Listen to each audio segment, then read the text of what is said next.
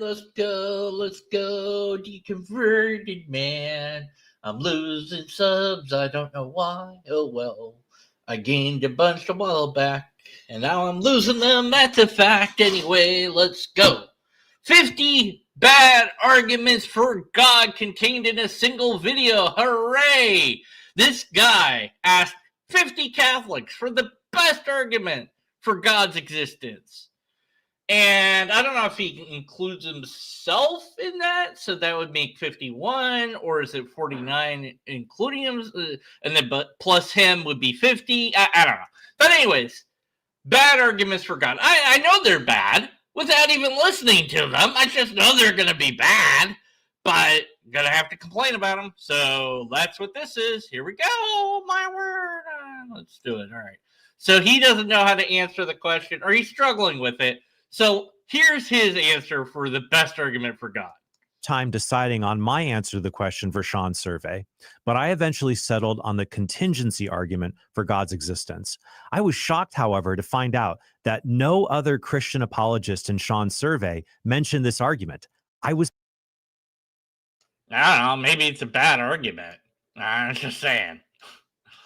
It's the only one. Trent Horn, a Catholic apologist, was the only one who said contingency. Now, this is a kind of causological argument, but it moves from the existence of contingent things, like the universe, that didn't have to exist, as saying the best. See, now, this assumes that we know that the universe didn't have to exist somehow. Like, how would we ever hope to determine that the universe didn't have to exist? It just assumed that it didn't have to. There's no way to, like, is there a way to prove that it didn't have to? For all we know, the fundamental laws of reality require a universe of some sort to exist. We don't know that. So it just asserts that there's a non-contingent thing without demonstrating that there is. It then proceeds to also assert that there is a non-contingent thing, which it doesn't demonstrate. And that non-contingent thing, of course, is God. Okay, but you didn't actually prove God, so it's like, well, see, the universe is contingent, and even though we can't really prove or demonstrate that, we're just going to say that. And so then you need something non-contingent. Why don't you just need something contingent?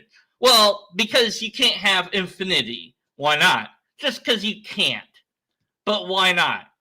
Your idea of God is infinite, and so why can't you have infinite contingent? If you can have infinite non-contingent, why can't you have infinite contingent? No answers, just bad logic. Explanation for its existence is a necessary being. Right. So this argues in a circle that in a way, because the necessary being, you're defining it as the thing that you want to prove. You're saying it has to be. And also, notice it says being rather than object, necessary object, or necessary energy, or force, or aspect to reality. So reality is. It can't not be real, because then it wouldn't be real. It'd be imaginary, and then who cares, right? So reality has to be real. So reality can't not exist, because then there wouldn't be anything, right? So, but then there wouldn't even be that, because there just wouldn't be, right? So there has to be something that's real, even if the reality is that there isn't anything except for the fact that something is real, which is still this weird kind of paradox, you know? So the existence of necessary or unnecessary anything has to be demonstrated, but then you still need to demonstrate there is a necessary being rather than just define it into existence, which is all this argument does. It says there's a necessary being. You might as well say there's a necessary force that makes everything else. Okay, cool. But but it's not. It's a non-argument. Being we are assuming is person or personhood, and is it just being, is existing? So there's a necessary existence. It's just not even really an argument. It's a definitional proposition, and you're just defining things into existence. So bad argument, broken, circular, moving on. Afterwards, I went back through Sean's list of apologists and noticed that the vast majority of them, probably over 95%, were Protestant. Many of them were associated. So you lied. It's not Catholic. It's Protestant. Okay. Associated with the Talbot School of Theology, which is part of the Evangelical Biola University. So that got me thinking, what would Catholic scholars say about this same question? Wait. No, you're not. How might their okay, sorry. You're not lying. You did that survey, and now you wanted a different survey. See, you're confusing me. You're confusing me here. I'm so used to theists lying all the time. Results mirror or diverge from these Protestant scholars. So I sent out a bunch of emails, and I ended up having the word in one fag, if you will, at about 12%. Number 3 were arguments related to the evidence for Jesus. Now, here's how the Catholic apologists came out using Sean's category. Why not also email 50 Hindus and 50 Islamic people and 50? Just email 50 of all the different religions out there, if you can. I mean, I don't know that you could do that, but yeah. I mean, it's cool to have a survey. But anyways, all right. Categories. Number 1, existential arguments, 0%. Sean used the example of John Lennox saying a transformed life is the best evidence for God. None of the respondents in my survey said anything like that, but what I grouped under unique arguments might also be called existential, so let's take a look at those. Unique arguments came out to about 12%. Okay. This included Keith Nestor choosing the argument from common consent, which said common consent as universal belief in God is good evidence. Okay, so universal belief in God isn't a thing because people mean different things by God. Even people of the same religion mean different things about God. So maybe you could get a couple of people who agree on what God is. Maybe you could get a great deal of people to agree that God is specific things. But basically, this is the fallacy of appeal to consensus. Like, if you got everyone to agree that X is, banana, then I guess X is banana. And we don't need X anymore because now we just say banana instead. But that's not how we decide that things are true, is it? It's just everyone agrees this is true. Everyone just believes this, so that must make it true. It's just a nonsense argument. Okay. Evidence God exists. Catholic apologist Gary Machuda, who said the argument from the existence of abstract objects like numbers shows God exists.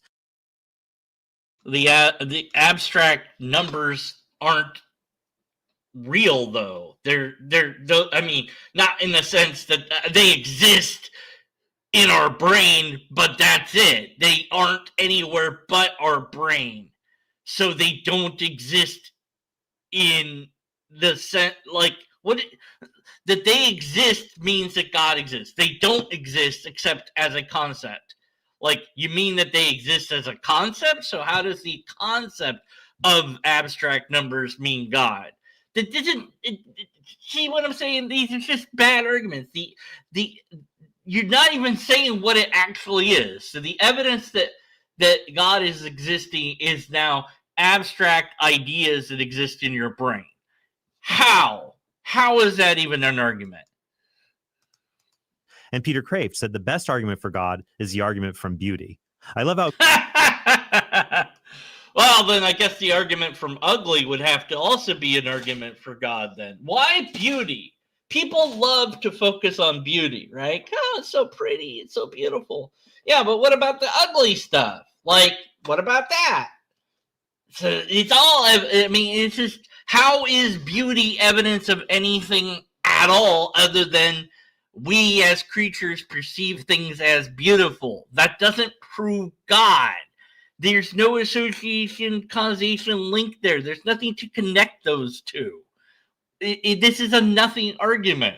Well, they're all going to be this way, but I mean, That's his best argument. It's like, it's beautiful, therefore God. Okay. Jeez, just that. Oh my How god. Crave puts it in his Handbook for Christian Apologetics. There is the music of Johann Sebastian Bach. Therefore, there must be a God. Well, yeah, that's not a secretary. It's not even an argument. That's not even an argument. Premise one: there's beauty in this music. Now, not everybody's gonna appreciate. And then, like, beauty's subjective. So, what you might find beautiful, somebody else might be distasteful. Like, somebody might hate classical music. I like classical music, you know, for but like, I'm not like super in love with it or anything. But like, the heavy metal, is really beautiful. If you like that music, you like it, but it's like death metal, therefore God. It's just, what? Like, if you play something that's completely out of tune that, like, maybe nobody would like, or maybe a very few people would like, would that then be proof that there's no God? Like, again, would ugliness also have to prove God, or would ugliness disprove God? This is a non sequitur. You either see this one or you don't.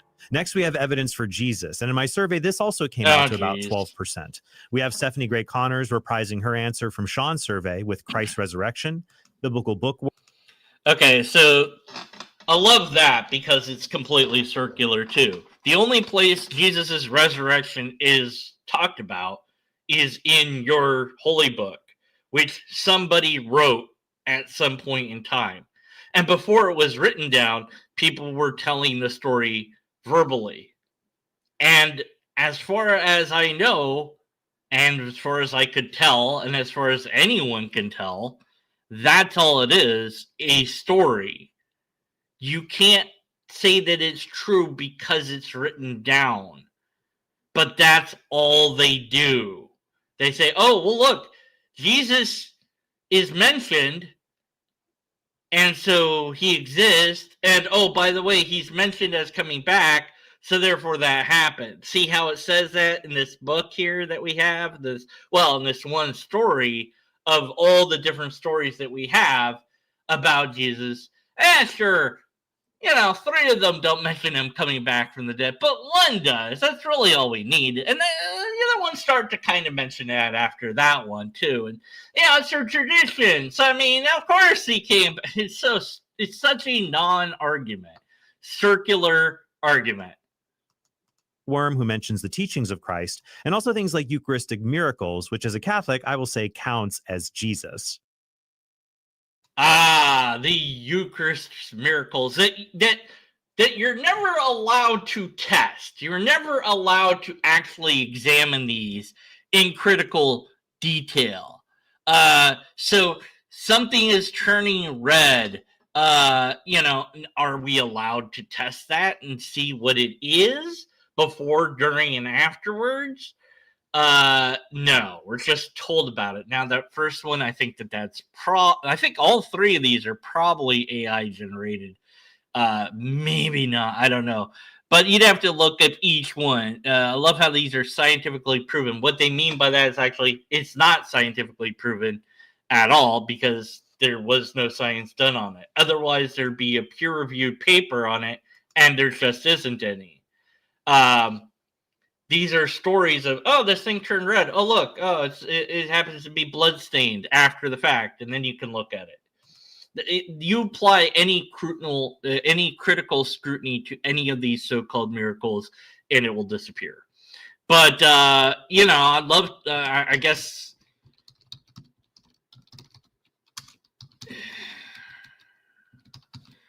Let's see. You could look at that. Catholic 365.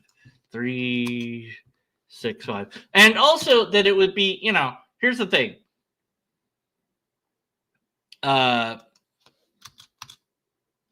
Wouldn't this be huge news? Like, wouldn't this be just covered by every single newspaper, television, radio, everything if it was actually scientifically verified? Wouldn't there be countless papers on it? But no, it's just the Catholic Church. They're the only ones saying that it happened, right? Only the believers are interested in this. Like, nobody else. I'm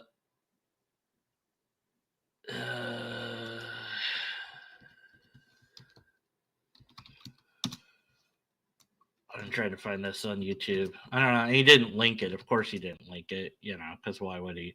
Okay, so here we go. All right, let's see these. Let's just see that first video. I just want to see this stupid thing because it's not a thing. Okay, so here's these pictures that, I mean, where did you find these things? Where are they located? Is there any citations in the video? No, zero. Why? Why wouldn't you provide citations where I can go look at this thing directly? Okay, so he's just talking about it. And okay, so in the 8th century, okay, so way back in the day. Okay, so we can't. All right. the true presence of God's body and blood in the Eucharist. So he made up a story. Okay, cool. The priest noticed something happening. He saw the bread change into living. Sure, he did. Nice story. Do you actually? This cannot be scientifically proven because there's no science to do here. It's a story.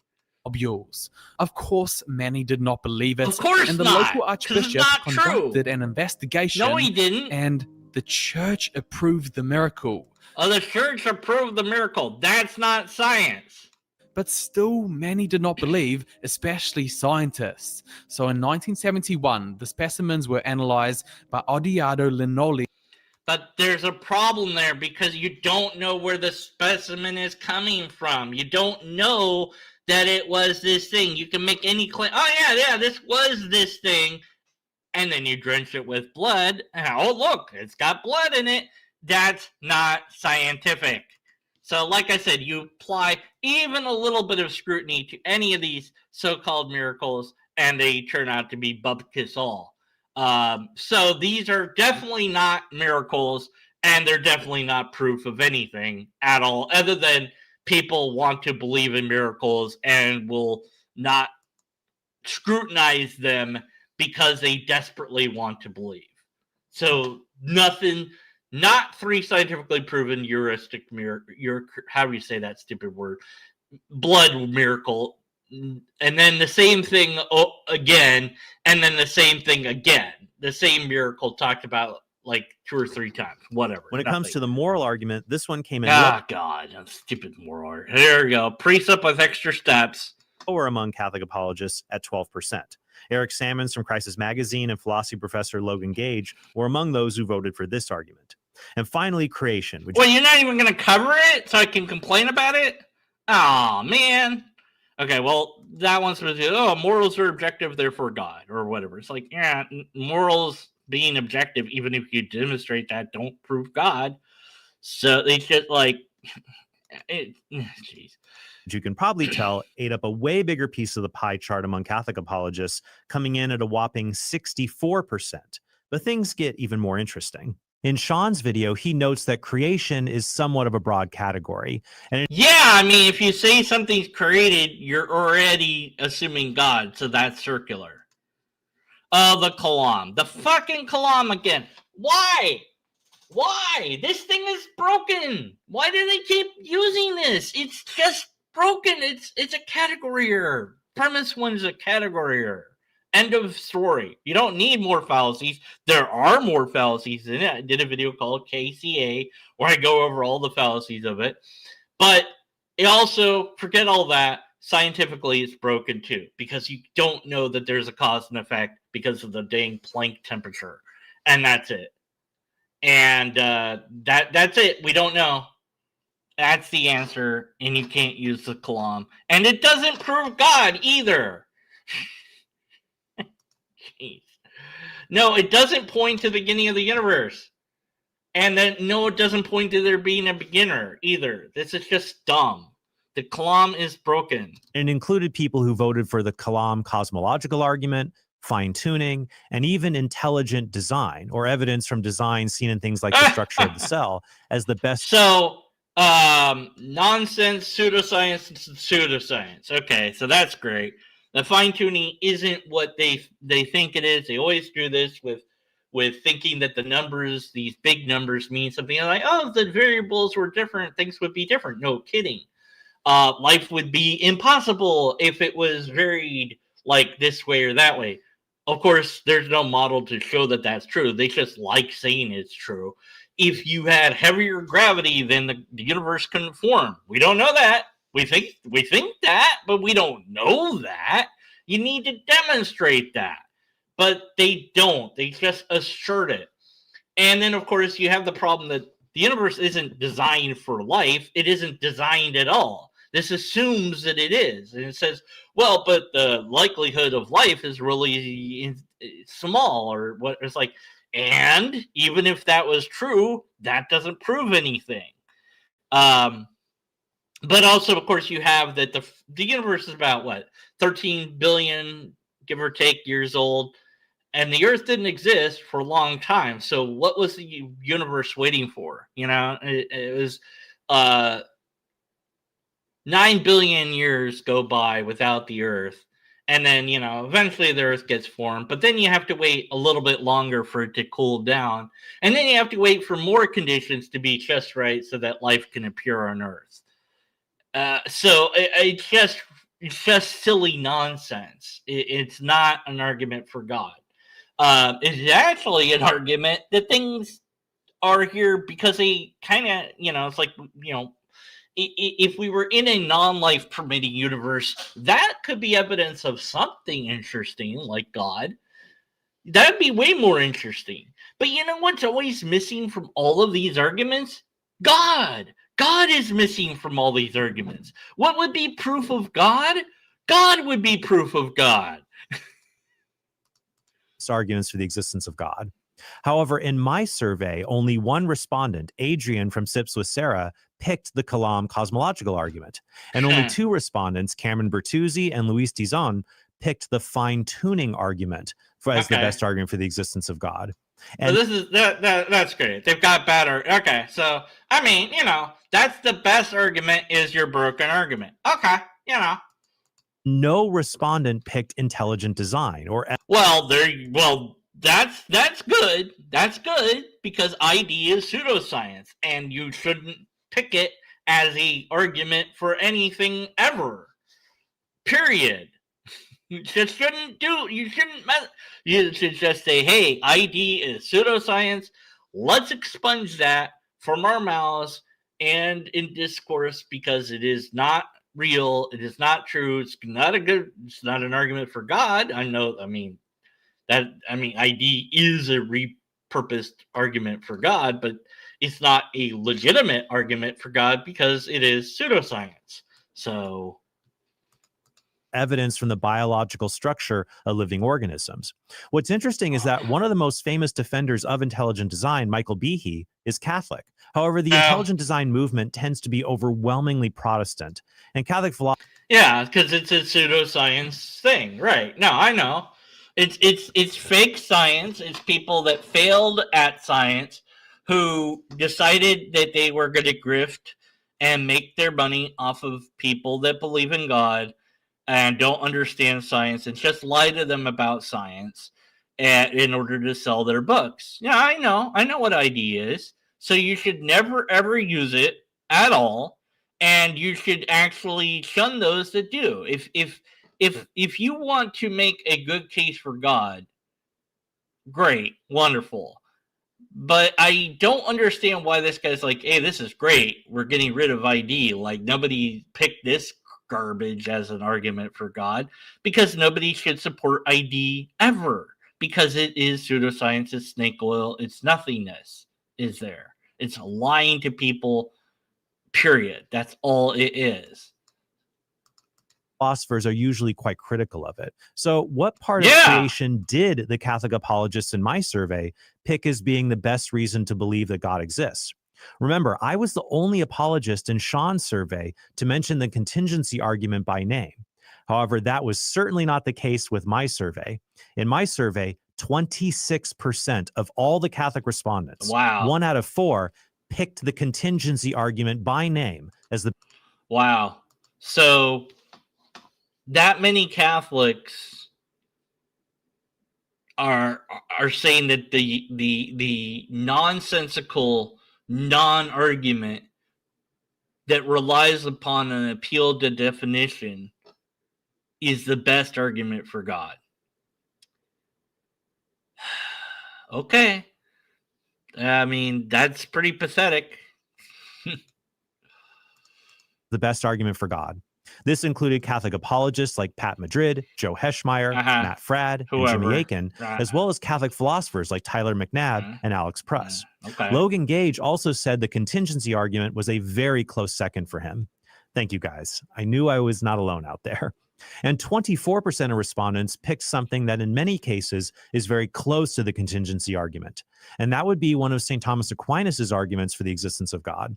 This included Tim Staples from Catholic Answers, Christian Wagner of Scholastic Answers, who chose the argument for motion, which is Aquinas' first way. Yeah, I covered the argument for motion. It's broken. Gravity negates the argument for motion. I was gonna do Aquinas' all his arguments. I forgot. I did the first one and I was like, whatever. The other ones are just like, whatever. I'm done. I don't know. Maybe I'll get back to them one of these days. I don't know. But anyways, so this argument relies on you observe that things are in motion and go, wow. Well, in order to start, you have to things in motion tend to stay in motion. Object at rest tends to stay at rest. So obviously, if the thing is moving, then it has to have a thing that moved it. Like a marble rolling down a hill has the thing acting on it. What it is you flicked it at the start, unless the hill was enough to get it rolling, because gravity is a thing. Oh, right. Gravity is a thing. Everything has gravity. So it doesn't need an external thing to get it moving, because it moves due to the nature of reality itself. So the whole notion of the argument of motion falls apart the moment you realize that gravity exists. As well as Catholic philosopher Ed Feser, who chose the Aristotelian argument, which expands on what is commonly known as the argument from motion.